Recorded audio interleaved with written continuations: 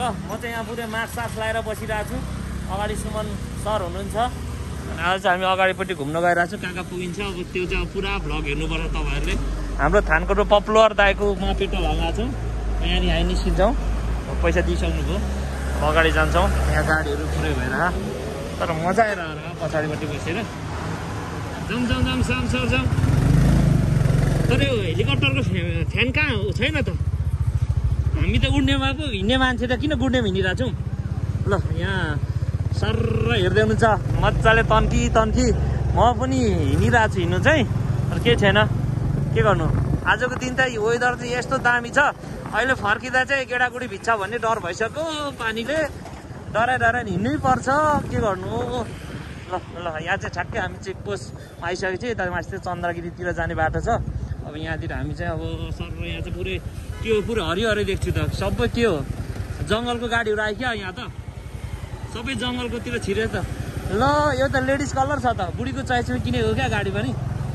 कुरी बुढीको चोइसमा किनेको कलर जस्तो छ त यार। पल पल कलर छ हौ गाडी पनि यार के गर्नु। बुढीको चोइसमा किनेको जस्तो छ। पेलुम जाउँ जाउँ के गरेर कहाँ जान आँटेको हो। ए हो आज त मलाई कुना काप्चा छिराएर नै मार्ने भयो नि साथीहरूले। कता हो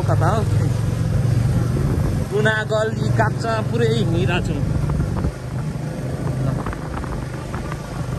हामी फेरि मासतिरतिर आइरहेको छु। हाइवे छोडेर मासतिर कहाँ छ पुगिन्छ जाउँ।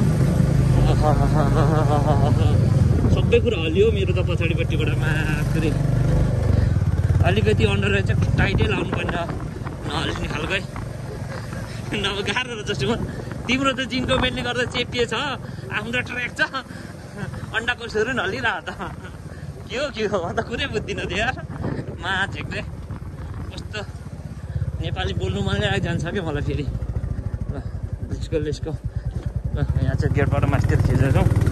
ल मजा आएर छ त्यसैले भए पनि।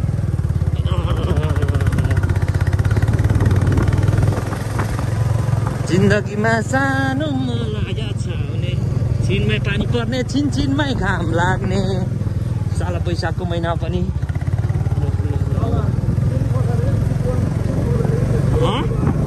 कुन चाहिँ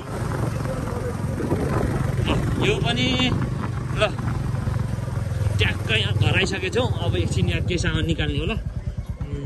सामान निकाल्नु सर। अनि म चाहिँ यसो अब भिडियो चाहिँ कन्टिन्यू दिनु पऱ्यो नि त के भन्नु। अब यहाँनिर चाहिँ मन्दिर सन्दिर छ घुम्ने ठाउँहरू। सामान पुऱ्याएर यहाँ टक्क फर्किने रहेछ। अब हामी यहाँबाट फर्किन्छौँ। आज चाहिँ म बाइक नचलाएर पुरै भ्लग बनाउने हो क्या। किनकि साथीभाइ भएको बेला त भ्लग त हान्नै पऱ्यो।